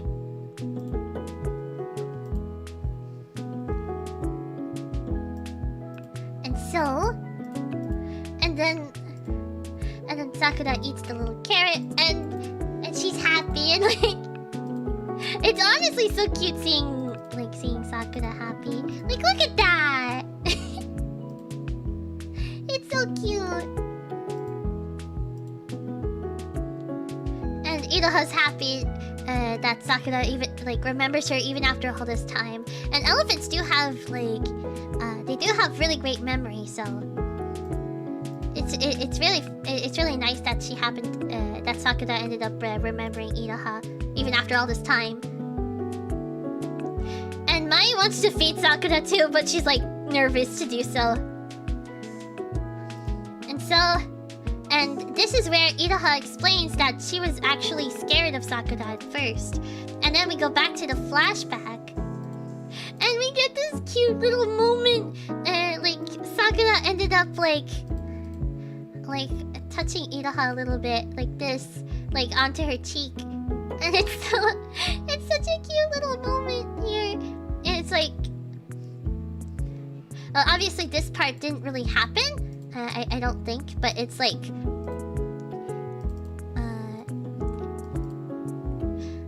but basically, like as like, as she saw Sakura, like, and how gentle she was, there was something that just clicked in Iroha, like within Iroha, because like even if an animal looks scary, like big and scary, like it can still be just as friendly, you know? And like Sakura kind of showed her to that, showed Iroha that, and that it's okay. And so Iroha was like, even though she was nervous, she managed to defeat Sakura, and she did it. And from that point on, she wanted, like, that's pretty much when her dream of befriending all sorts of animals, like, started.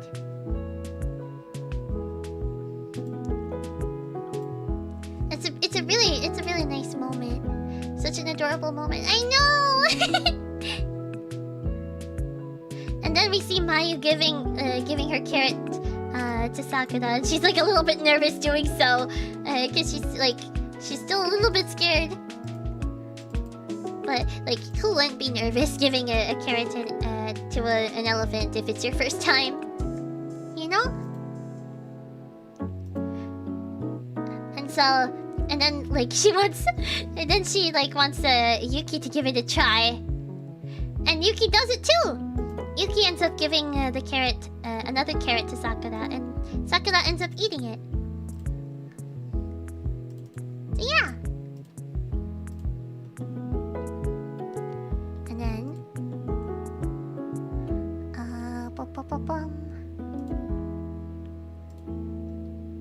okay. And from there, let me just see here.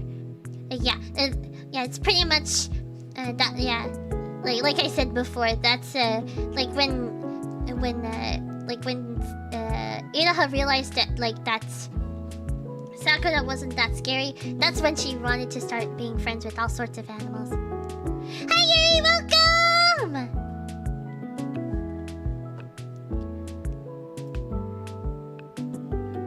And Nico is just smiling throughout all of this. Like, I don't know, she feels happy overhearing everything. It's a cute moment. And so...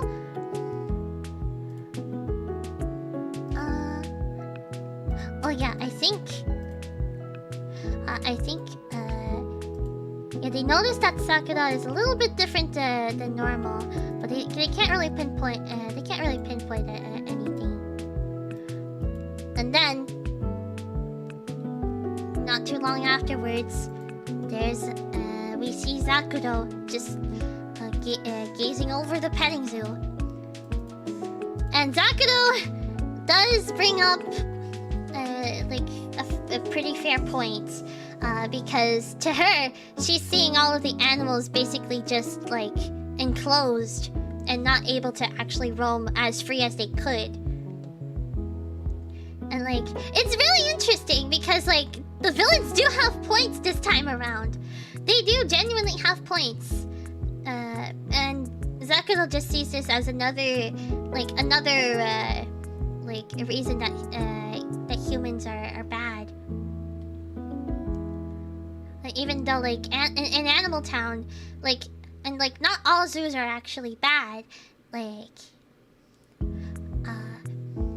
And like a lot of people, I'm pretty sure, that work at zoos, they do they do want to care for animals, and also like zoos have actually helped a lot of animals before too. But Zakuro obviously doesn't really know this. But yeah, it's really like interesting because it's still like and I wish they kind of like the episode is really nice and all. But I feel like they didn't exactly like have they didn't really explain anything about like you know, like Zakuro saying that like the animals should be free. She didn't really exactly say that directly to Nakiris, which I feel like, I don't know, it could have been a good moment for Iroha to like to like kind of counter that in a way, even though it's kind of tricky to do so. But still, you know, it's really interesting now because like the villains, they have a reason to be upset, you know. I wish I went to work as a zookeeper. Oh, really? That's cool. Okay. And so yeah, so Sakura is looking for like the perfect candidate in order to turn into the Galgon. I like animals. Yeah. I hope if you're able to, you get to become a zookeeper at some point, or like at least like a profession where you're able to work with animals. That's really nice.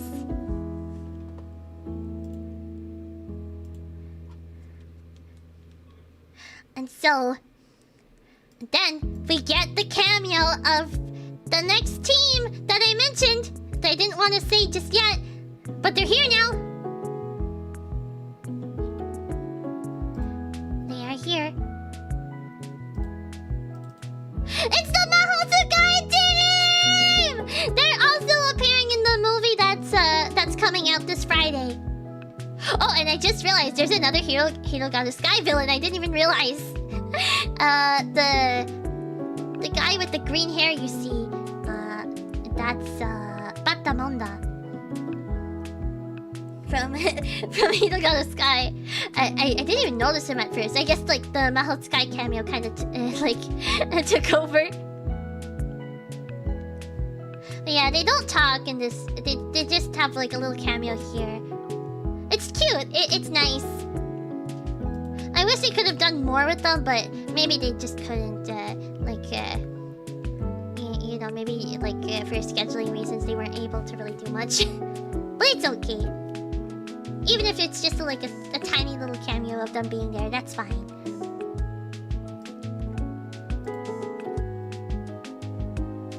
And so they end up getting, they end up like ordering food at the cafe, and also there's this cute little elephant themed hamburger which is adorable. The witchy team is back too. Yes! I'm honestly so excited for... I'm super excited for Mahou Sky 2 Mirai Days. I can't wait for it to come out. It's coming just like a few days after my birthday, which I'm really excited for. Yeah. I can't wait. And so yeah, we see the elephant themed burger, which is really cute. It's a really cute burger. I want to try a themed burger sometime. And Iroha also says that she eats this hamburger when she visits the zoo. And so they eat, and then they explore a bit more, and they see duckies. And they're all enjoying their time, and they see lemurs too. They see flamingos. They see all sorts of animals. Why does anime food look so mouthwatering? I know. I don't know why, but it does. It looks so good. And so, afterwards, we see Sakura trying to find a good candidate for turning for like summoning a Galgon. And she looks at the lions, and she's like, nope. She looks at the gorilla, she's like, nope. She looks at the wolves. She's like, nope. She can't really find any like good candidate like in order to be a Galgon, in order to like impress, so she can get to Gal's recognition. And then she ends up finding Sakura. And Sakura is going to unfortunately be the next victim. And and she's turned into a galgon. Sakura's turned into a galgon now. No, Sakura! So yeah, she's turned into a galgon, and then she starts like going crazy under the galgon spell. And then the Cures notice, and Nico ends up pointing out that the galgon is indeed Sakura.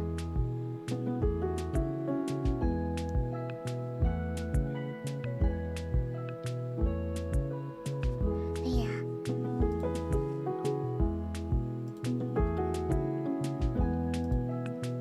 Oh, Pi! Thank you for the super chat! Thank you for the $5 super chat! You're finally awoke? Oh, you mean awake? I know I'm easy sometimes. But I'm awake now.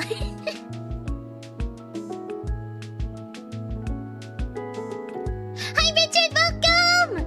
Most properly accredited zoos, aquarium, and animal care facilities only house rescued, endangered, or otherwise animals that wouldn't survive in the wild. Oh, thank you for that, Richard. Yeah, I don't know too much about it, but I do know that there are zoos that most zoos are they're meant to help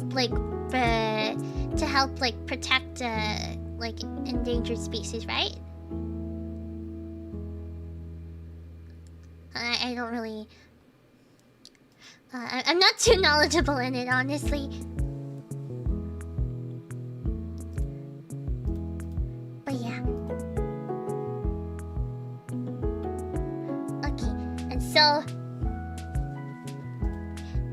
And so the girls end up transforming to try and calm Sakura down. And it's really tricky because elephants can still be quite dangerous. And so they tried using their barriers, but it's not working at all.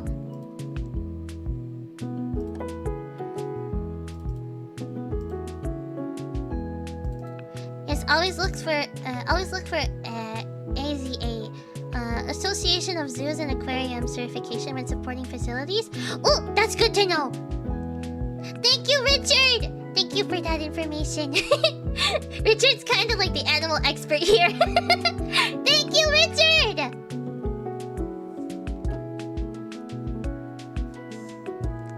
So yeah, they're trying to use their barriers and stuff, but Sakura easily just breaks the barrier with no issue, and that worries everyone. I have to go now. Sorry I can't stay for long, but see you next time. Oh, bye, Joshua! Thank you for stopping by!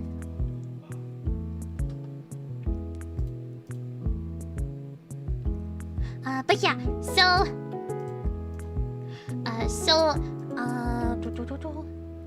oh yeah, and then Nyami and Lillian decide to use their own they combine their powers to make their own shield that's a combined shield that's super strong.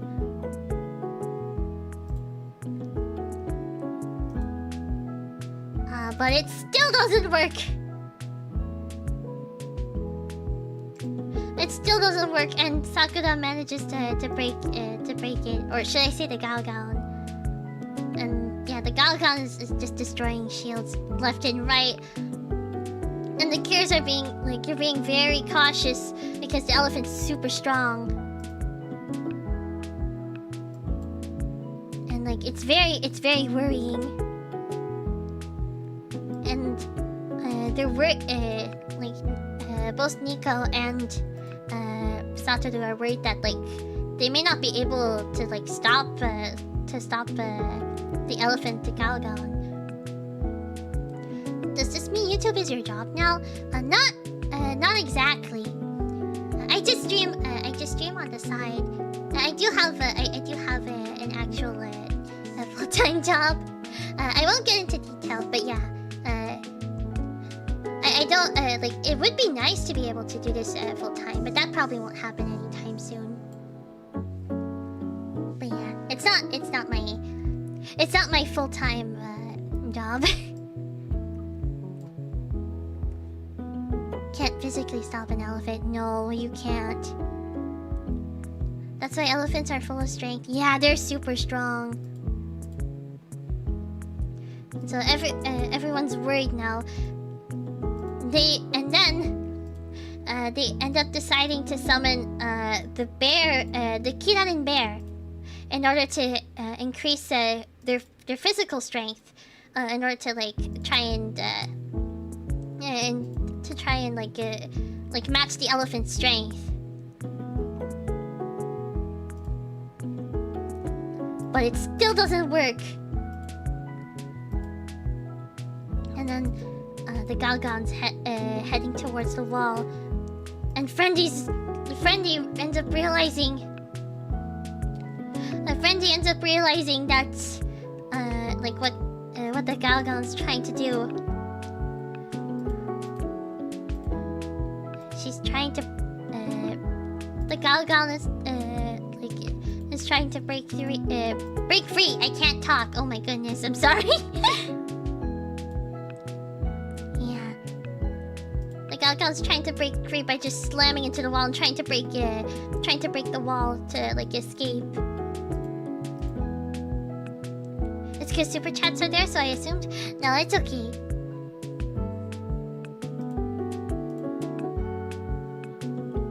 And so the Cures try to like they try to like get to the Galgon to stop it, and they try their best, but it's still not enough because the Galgon is still strong enough to like to blow them away, like by stomping and stuff. Sakura is old though. Yeah, I think that's why, because like she's still an old elephant.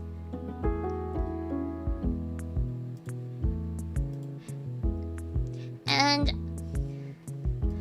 so Nyami is also very worried about this. So she tries to put the Galgon to sleep by using the panda's ability. The Kirarin Panda's ability, which is the sleepy ability. But that still doesn't work on the Galgon. And the Galgon's about to head to the wall again. And all the Cures like prepare to like they summon their shields, and they try to like to just corner the Galgon with all their shields. It's actually pretty cool to see all the shields like at once, and like you see how they're all lit up. It's really pretty. It's a really pretty sight.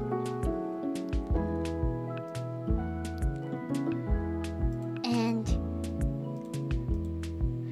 the Cures are fighting. They're fighting to keep the Galgon from like breaking free. And Sakura is just looking at them, and she's like saying that the Cures won't be able to stop the Galgon, and like she knows what Sakura wants, but does she really?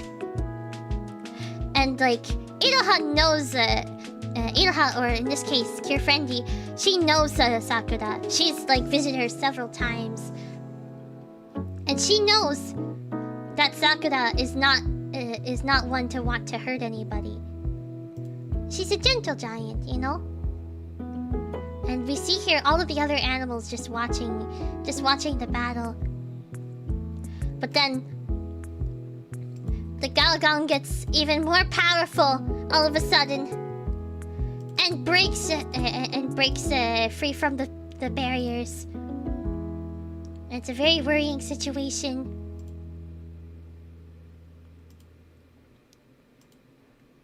And all the other Cures, they all end up getting hurt. And then, when it seems that all hope is lost, the other animals end up end up running towards the barrier. Yeah, not the barrier, but the wall. Like to try and stop. Like they try to take matters into their own. I was gonna say into their own hands, but they don't really have hands. Their own hooves, I guess. But you know what I mean. Wait, do elephants technically have hooves? Not really. I think the elephant's the only exception here, but just, you know what I mean. So yeah, they're standing in front of the wall, where the Galgan was trying to like make the hole to break free. And Nico is observing this, and she's happy to see that the animals are trying to bring back. They're trying to bring back Sakura to her senses. It's really nice to see. And Sakura's just shocked at this because she thought the animals would all agree with her, but she's wrong. Why does this screenshot remind me of Animal Soccer? I guess maybe because of the. You mean the one before? I think it's because of the. It looks like they're protecting a goal in a way, I guess.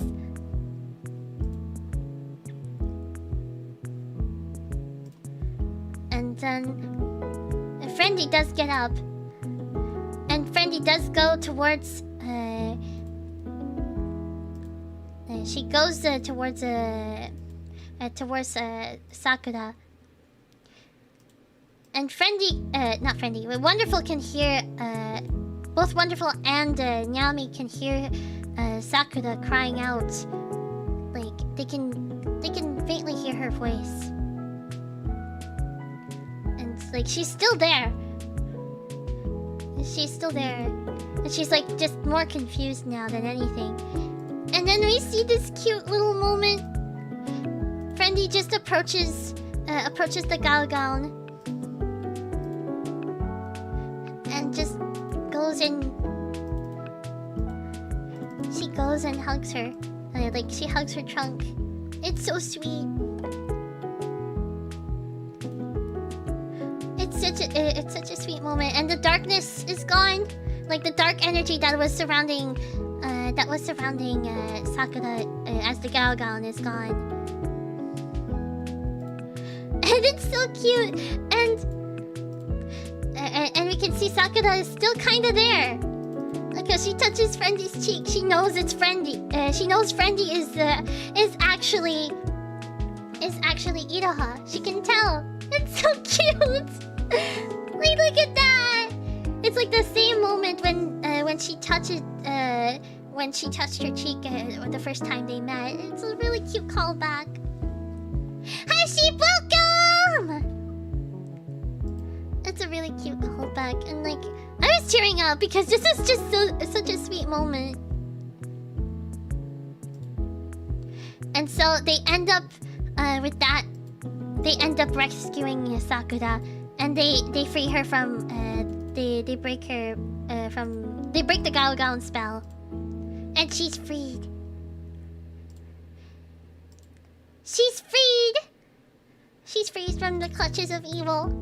The dark energy. And Sakura's upset, and she goes back to report this to Gao.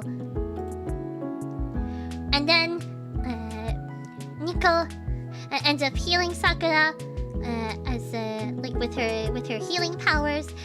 And Sakura is happy.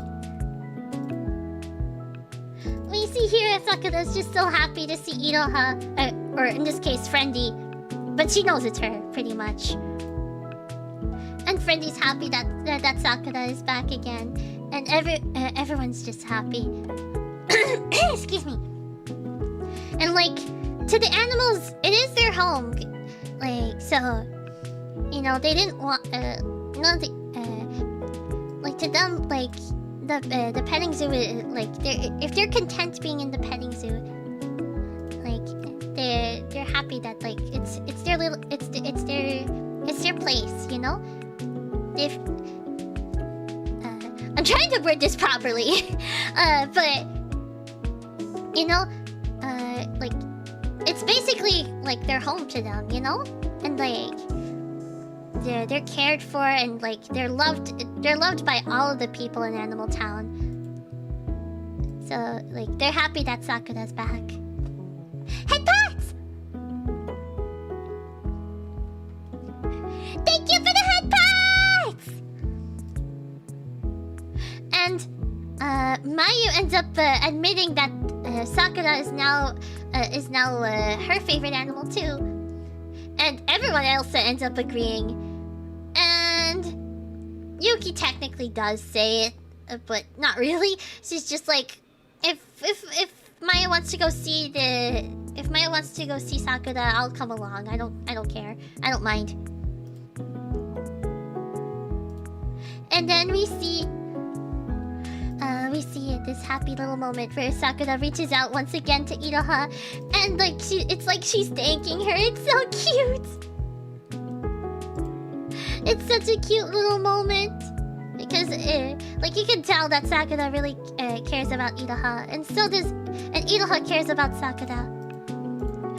And then we have this cute little image at the end.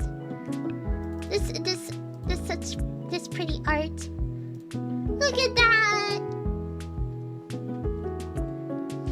It's so adorable! And the episode ends there on a very cute, happy note. So yeah! That was episode 32! What did you guys think? I know they didn't really do much to celebrate the 1000th episode mark. But to be fair, this wasn't exactly meant to be the 1000th episode. Like, when you think about it. They were going based on the broadcast at the time. And yeah, because of the delays, I guess they still just wanted to keep like the time that episode 18 aired as the true date that it would have been. It would have been the 1000th broadcast / episode. But yeah! Hi, Corrupted Teleporter, welcome! I was really late, was I? I'm sorry! Yeah, we just pretty much finished like talking about the episodes. Yeah. Sora and Mashiro are my second favorite Reiwa cures after Nodoka and Asumi from Healing Good Precure. They were my most favorite cures. I'm very happy to see the Hero God of Sky Gang and Mahou Girls again. Yes! Me too! I missed them so much. And I'm also really glad that we got to see more Iroha, like more of Iroha's backstory in a way, and like the reason why she loves animals, in a way. Like Sakura was the one that like inspired her. Sakura's the one who inspired her to want to befriend every animal. So yeah, it's really nice to see that.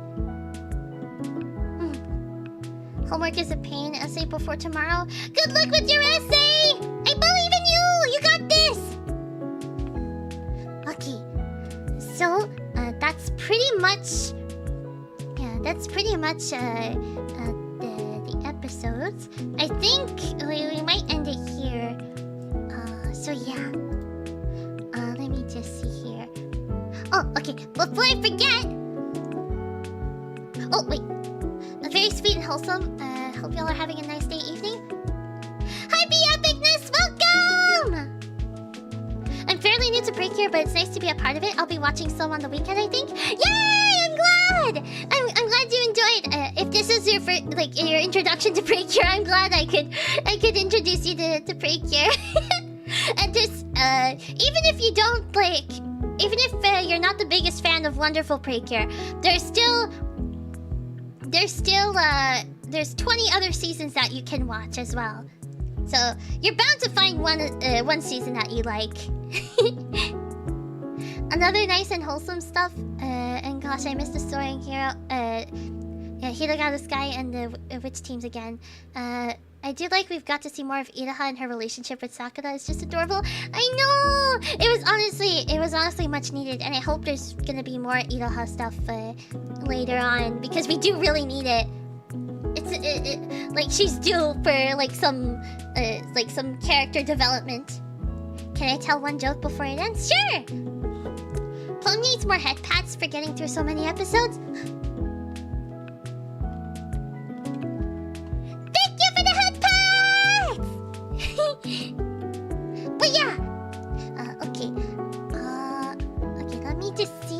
I do want to thank... oh wait. I think I saw a Precure season before, but it was black and white. Yeah, that's actually the season that introduced me. Futariwa Precure, the very first season, that was what introduced me to Precure in the first place. And it was the dub, so yeah. Feeling EP, so I'll go then. See you tomorrow, Plum. Bye, Kevin! Thank you for stopping by! Why should you always knock on the fridge before opening it? There might be a salad dressing in there. Oh my goodness. That's a good one. Okay. Let me get my schedule so I can tell you guys what we have for this week. It's a kind of a little bit, not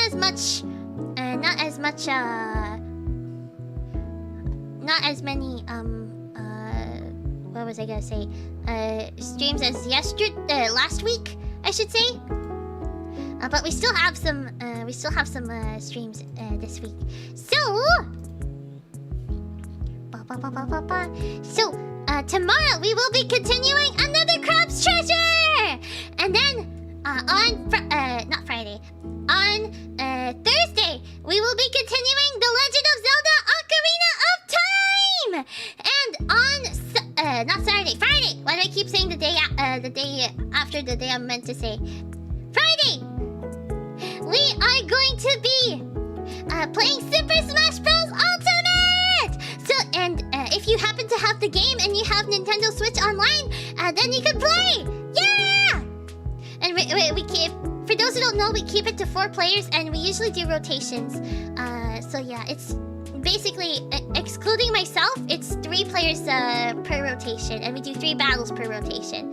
So yeah! And then on Saturday, we will be having our members-only watch-along of Wonderful Precure! So yeah, those are the streams for this week. Okay. And also, I do want to thank Ammerwave and John for being a member!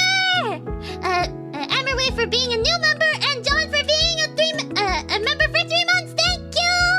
And I also want to thank Pi for the $5 super chat! Thank you! Oh, hi, Boo! Welcome! I'm sorry we're about to end.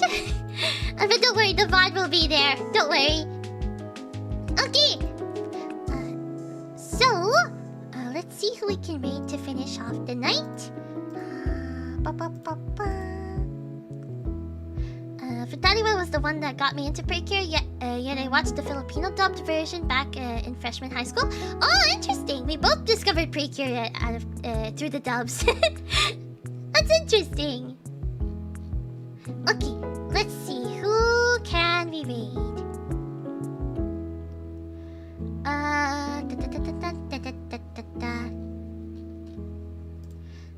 Who can we raid today?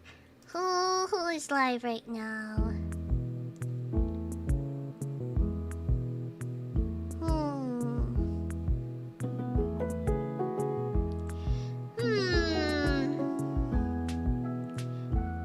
Wait, let me just see here.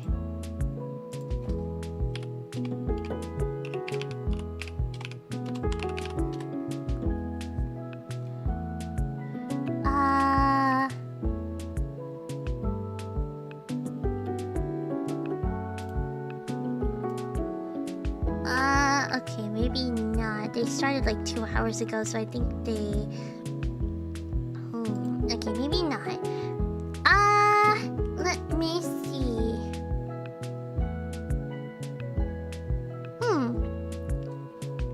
I subbed too. I hope you reach 5k subs. Thank you! I think it's still gonna be a while though, because I just hit 4k.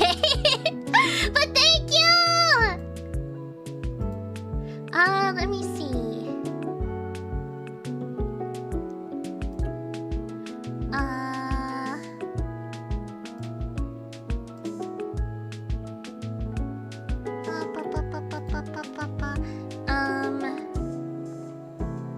I'm just trying to see here.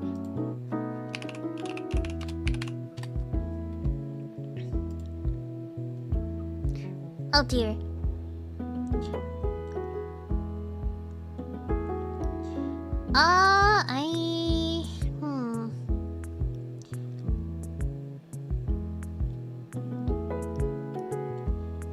they, I don't know, they've been going for 2 hours too. Maybe it's not a good idea.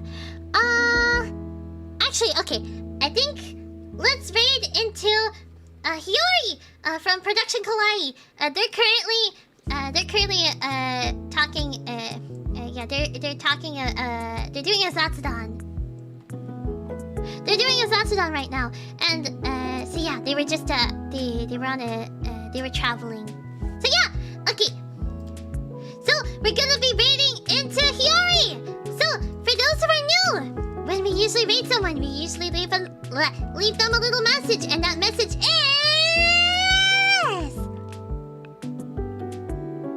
Miracle Twinkle Raid.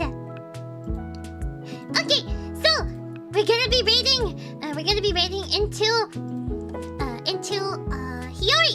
So please make sure to follow her rules, and don't forget to say hi to her for me. How long did it take to reach from 3K to 4K? I think I hit 3K. I think I hit 3K in like May. I think May or June. One of the two. Around that time. I can't remember. And so yeah, I reached 4K like a few days ago. But yeah. But it still might take a bit. It still might take a bit before I reach 5K. I'm not expecting it anytime soon. Okay. So, yeah, as I was saying, please make sure to say hi to Hiyori for me,